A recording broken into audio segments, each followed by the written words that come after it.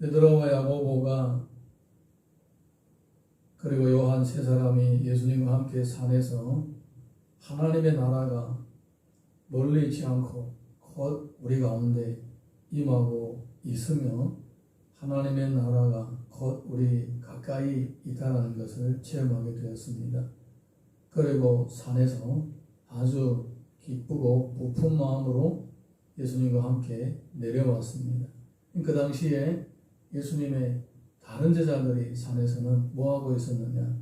그들은 매우 난처한 상황에 빠져 있었고 어려움을 겪고 있었습니다.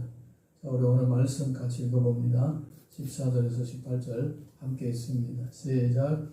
그들이 무리에게 이르매 한 사람이 예수께 와서 꿇어 엎드려 이르되 주여 내 아들을 불쌍히 여기소서. 그가 간질로 심히 고생하여 자주 불에 넘어지며 물에도 넘어지는지라. 내가 주의 제자들에게 데리고 왔으나 능히 고치지 못하더이다. 예수께서 대답하여 이르시되 믿음이 없고 배역한 세대여, 내가 얼마나 너희와 함께 있으며 얼마나 너희에게 참으리요. 그를 이리로 데려오라 하시니라. 이에 예수께서 꾸짖으시니 귀신이 나가고 아이가 그때부터 나으니라. 아멘.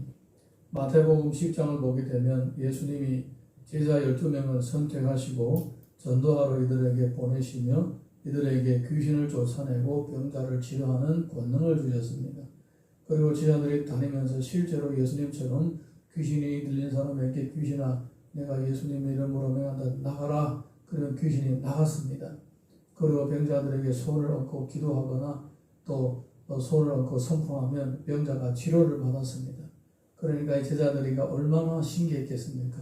야, 우리에게도 이런 능력이 함께하는구나 놀란 거예요. 근데 이제 이번에는 특별한 일을 겪게 되었습니다. 예수님과 또 베드로와 요한과 야고보가 산에 올라가는 동안에 어떤 아버지가 아들을 데리고 왔는데 이 아들이 간질이 있는 거예요. 간질은 그냥 아무 때나 넘어지는 거예요. 아무 때나 넘어져서 그냥 입이 거품 물고 한참 동안 아무것도 모르고 있는 거예요. 그래서 간질 있는 사람은 참 이렇게 늘 조심해야 됩니다. 높은 이 층집 계단 난간 옆에 서 있지도 말고, 그리고 차 운전하거나 뭐 자전거 타거나 이런 일은 상상도 못합니다. 가다가 그냥 넘어질 수가 있는 거예요. 특별히 차 운전은 얼마나 위험한지 모릅니다. 근데 우리 성경을 보니까 이 간질하는 사람이 어떨 때는 불에도 막 뛰어들어가고 물에도 막 뛰어들어가는 거예요. 이거는 귀신으로 말미암아 생기는 간질이었던 것 같아요. 제자들에게 도와달라고 하니까 제자들이 예수님의 이름으로 선포한다 물러가라 해도 아무리 소리쳐도 물러가지 않는 거예요. 그리고 또 안수하고 기도해도 아무런 반응이 없는 거예요. 그냥 계속 쓰러지고 그 부분 게지게지 물다가 또 일어나고 또 쓰러지고 계속 그랬던 것 같아요. 아주 난처했습니다. 근데 신기하잖아요, 이게. 아니, 되는 건데, 왜 지금은 안 됐노? 무슨 일이냐? 엄청 힘들었을 거 아니에요. 자기들은 자신만만하게 했는데, 이번에는 안 되는 거예요. 아주 어려워했습니다. 근데 마침 예수님이 이렇게 산에서 내려오시는 거예요. 무리들이 막 달려갔겠죠. 그리고 예수님이 무슨 일이냐고 물어봤더니, 지금 이 환자가 있는데 치료가 안 된다고. 그래서 예수님이 뭐라 하시냐면 믿음이 없는 세대여 이렇게 책망을 합니다. 여러분 뭐라고 말씀하십니까? 믿음이 없고 패역한 세대. 믿음이 없고 패역한 세대는 누구를 가리키는 거냐? 제자들을 가리키는 거예요. 제자들하고 같이 온 이 아이의 부모 아빠를 얘기하는 거예요. 여러분 우리 성경을 보게 되면요, 어떤 사람이 와가지고 예수님 보고 치료해달라고 할 때 예수님 뭐라 하냐? 내 믿음이 크도다. 이렇게 말씀하십니다. 자, 봐요. 네 사람이 안절병의 환자를 들것에다가 들고 예수님께로 왔습니다. 보니까 사람들이 그냥 꽉 박아섰어요. 집 안으로 들어갈 수가 없어요. 그럴 때에 이 네 사람이 어떻게 했느냐? 지붕으로 올라가서 지붕 뚜껑을 우리처럼 전장 이렇게 생기지 않았어요. 그냥 한 층으로 이렇게 덮여있는 것 같아요. 연날이니까. 지붕을 뜯어버리고 거기다가 들거지에서 이렇게 내려다가 그 환자가 예수님 앞에 딱 떨어지게 공중에서 이제 내려온 거예요. 그랬더니 예수님이 뭐라 하시냐? 믿음대로 될지어다. 내 믿음대로 될지. 그 사람들이 믿음을 보고 치료주셨다는 거예요. 그러니까 믿음, 직접 기도하거나 안수하는 사람도 믿음이 있어야 되고 또 치료를 받으려고 하는 사람도 믿음이 있어야 됩니다. 마가복음의 기록을 보게 되면 내 믿음이 없다고 그 아빠가 직접 고백하면서 내게 믿음을 달라고 합니다.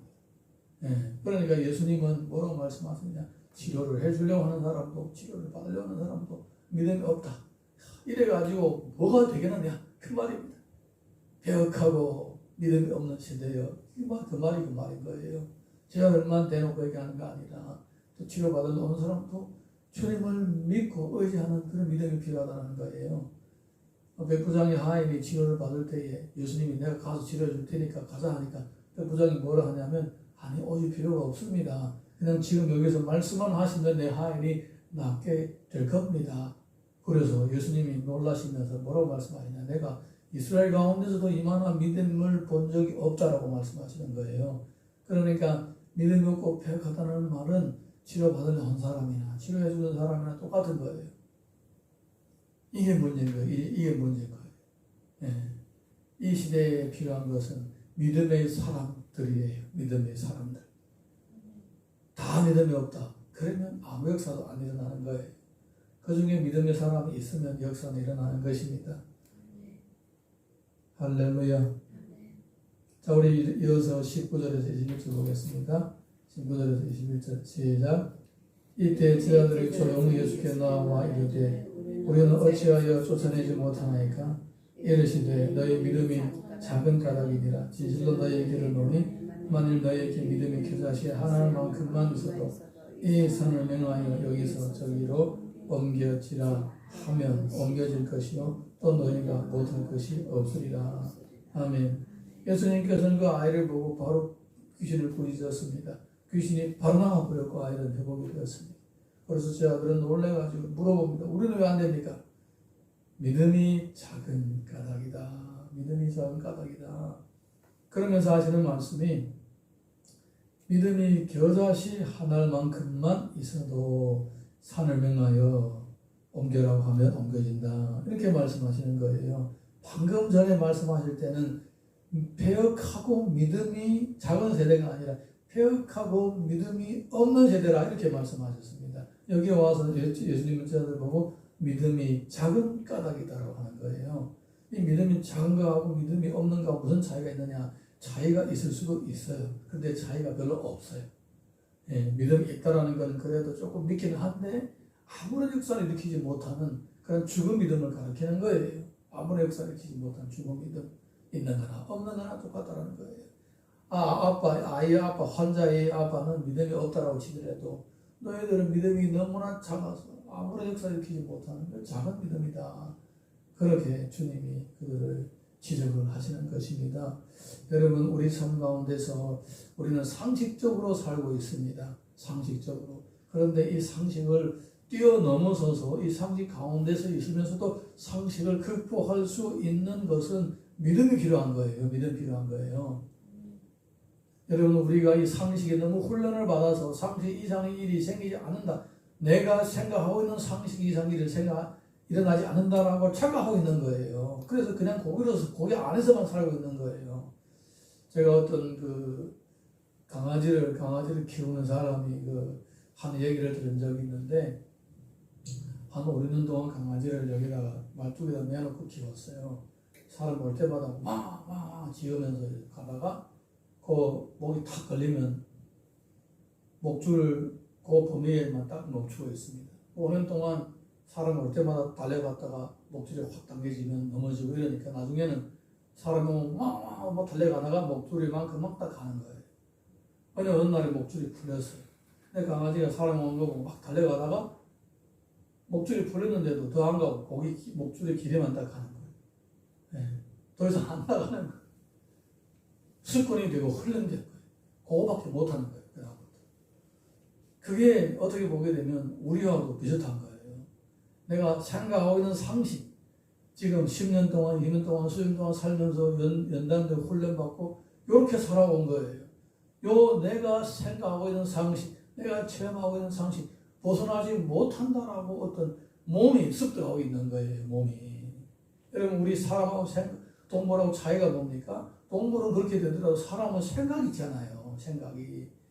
이렇게 안 될 수도 있다. 이것보다 더 나아갈 수도 있다는 생각을 하게 되는 거예요. 사람은 의심을 할 수가 있고 궁리를 할 수가 있는 거예요. 그래서 사람은 생각의 동물이라고 하는 거예요. 내가 지금 생각하고 있는 내가 지금 몸에 체질이 된 이 상식을 뛰어넘어서서 내 인생을 더 확대하고 확장할 수도 있다는 것입니다. 아멘입니까? 하나님께서 아브라함을 75세 부르셨습니다. 75세 때 그 나이는 어마어마한 늙은 사람입니다. 옛날에 수천 년 전에 평균 연령이 적었습니다. 지금보다 훨씬 적었습니다. 그런데 75세예요. 그 당시에 이미 할아버지 중에 할아버지였어요. 그런데 75세 때 하나님께서 부르셨어요. 출발을 하라고. 어디를 가야 됩니까? 그냥 출발을 하라. 떠나. 그리고 믿고 떠나는 거예요. 네. 믿고 떠나는 거예요. 하나님께서는 아브라함의 믿음을 보셨어요. 그냥 믿고 떠나는 거예요. 80살이 된 모세, 하나님의 모세를 부르시되 너가 가서 이스라엘 구하라. 내가 40대 때도 못 구했는데 지금 80을 먹어서 무슨 나 민족을 구하겠습니까? 난 못합니다. 그리고 내가 40년 동안 이 광야에서 살면서 애굽에 이집트 말도 다 까먹었습니다. 못합니다. 그랬더니 할 수 있다. 가라. 내가 너 형을 붙여줄 테니까 같이 하라. 그래서 80살 때 인생이 새롭게 시작되는 거예요. 성경을 보게 되면 이런 일들이 일어나는 거예요. 기도원도 자기는 그냥 가만 밀이나 털어먹고 그냥 가족들이 굶지 않을 정도로 살려고 했는데 하나님께서 용사여 이렇게 깜짝 놀라서 내가 무슨 용사입니까? 너를 통해 이스라엘을 구원하겠다고 하나님께서 말씀하시는 거예요. 그때의 기도는 내 가족들이 그냥 가만 배가 굶지 않고 조용하게 사는 것이 목표가 아니었고 전체 이스라엘을 구원하는 것이 인생의 목표, 비전이었고 방향이었던 겁니다. 믿음이라는 것은 하나님이 나와 함께 하시고 역사하시면 가능하다라고 믿고 자신의 인생을 거기다가 쏟아붓는 것을 의미하는 거예요. 그래서 이 믿음이 큰 것만큼 믿음이 얼마 크면 역사가 얼마나 일어나는 거예요. 믿음이 없으면 그냥 내가 생각하고 있는 상식 가운데 갇혀서 내가 체험하고 체질이 된 상식 가운데 갇혀서 그냥 그 정도로 살아가게 되는 거예요. 여러분 그렇게 살기는 원치 않죠. 예수님을 믿었다 기왕 천국에 가게 됐는데 천국 가기 전에 내 인생 내가 살아왔던 요 정도로 끝나는 게 아니라 하나님이 원하시는 인생을 한번 내 인생을 전체 쏟아부어서 살아봐야 되지 않겠습니까? 그래야 예수 믿는 믿음이 억울하지 않겠죠. 그렇게 하나님의 위대한 능력을 체험하면서 살아갈 수 있는 인생임에도 불구하고 내 상식에 갇혀서만 살다 보게 되면 믿음 자체가 억울하게 되는 거예요. 믿음 자체가. 아쉬움이 없고 억울함이 없는 믿음대로 살아가는 우리 삶이 되시기를 바랍니다. 22절에서 23절 보겠습니다. 22절에서 23절 시작. 갈릴리에 모일 때 예수께서 자들에게 이르시되 인자가 장차 사람들의 손에 넘겨지 죽임을 당하고 제3일에 살아나리라 하시니 제자들이 매우 근심하더라. 예수님은 죽음과 부활을 말씀하셨습니다. 죽음과 부활은 이 간질 걸린 아이를 치료하는 사건보다도 훨씬 더 크고 놀라운 사건입니다. 제자들은 그 얘기 듣고 근심을 합니다. 왜 근심하겠습니까? 믿지 않기 때문에 근심하는 거예요. 그런 일이 설마 일어나겠느냐? 사람이 죽으면 끝이지 뭐 부활하겠느냐? 말을 한 거지. 이렇게 상식 가운데 갇혀 있었던 거예요. 그래서 이들은 매우 의심했던 거예요. 여러분 믿음이 없게 되면 오히려 하나님의 말씀을 들을 때 근심이 가는 거예요. 근심이 되는 거예요. 부담스럽고 마음에 어려움이 있는 거예요. 여러분 이런 것들 다 극복하시고 믿음이 점점 커지고 믿은 바가 진짜 현실로 체험되기를 주님의 이름으로 축원합니다. 24절에서 27절 읽어봅니다. 24절에서 27절 시작. 가버나움에 이르니 반세계를 받는 자들이 베드로에게 나와 이르되 너희 선생은 반세계를 내지 아니하느냐? 이르되 내신다 하고 집에 들어가니 예수께서 먼저 이르시되 시몬아 너희 생각은 어떠하냐? 세상 임금들이 누구에게 관세와 국세를 받느냐? 자기 아들에게느냐 타인에게냐? 베드로가 이르되 타인에게니이다. 예수께서 이르시되 그렇다면 아들들은 쇠를 면하리라. 그러나 우리가 그들이 실족하지 않게 하기 위하여 내가 바다에 가서 낚시를 던져 먼저 오르는 고기를 가져 입을 열면 돈 한 세겔을 얻을 것이니 가져다가 나와 너를 위하여 주라 하시니라. 예, 세금을 바쳐야 될 것을 말씀해 주고 있습니다. 세금을 안 바치는 것은 권리입니다. 세금을 바치는 것은 의무입니다. 내가 나의 권리를 주장하겠느냐, 내 의무를 주장하겠느냐. 주님은 의무를 주장할 것을 먼저 선언을 하셨습니다. 여러분, 어디 가나 나에게 주어질 특권, 권리 이런 것을 챙기는 것도 중요하지만 권리 뒤에는 의무가 따른다는 것을 반드시 기억할 수 있기를 바랍니다. 우리 이 땅에서는 천국 백성으로 살아가야 됩니다. 내 자신도 챙겨야 되고 다른 사람을 챙겨줘야 할 의무도 있는 거예요. 그래서 예수님은 우리를 보고 세상에서 빛이다 소금이다라고 말씀하고 계시는 거예요. 내가 만약 지금까지 살아온 내 중심으로 이기적인 삶에 만약에 체질화가 되고 습관이 되고 그게 내 인생의 상식이 되었다면 다 함께 부숴야 됩니다. 할렐루야. 예수께서 이르시되 할 수 있거든이 무슨 말이나 믿는 자에게는 능히 하지 못할 일이 없느니라 말씀하셨습니다. 또 너희가 내 안에 거하고 내 말이 너희 안에 거하면 무엇이든지 원하는 대로 구하라 그리하면 이루리라 말씀하셨습니다. 믿음의 크기가 바로 삶의 크기입니다. 예. 우리의 믿음이 주 안에서 날마다 자라가서 그 열매로 생활 가운데서 나타날 수 있기를 주님 이름으로 다시 한번 축원합니다. 예, 찬양으로 기도합니다.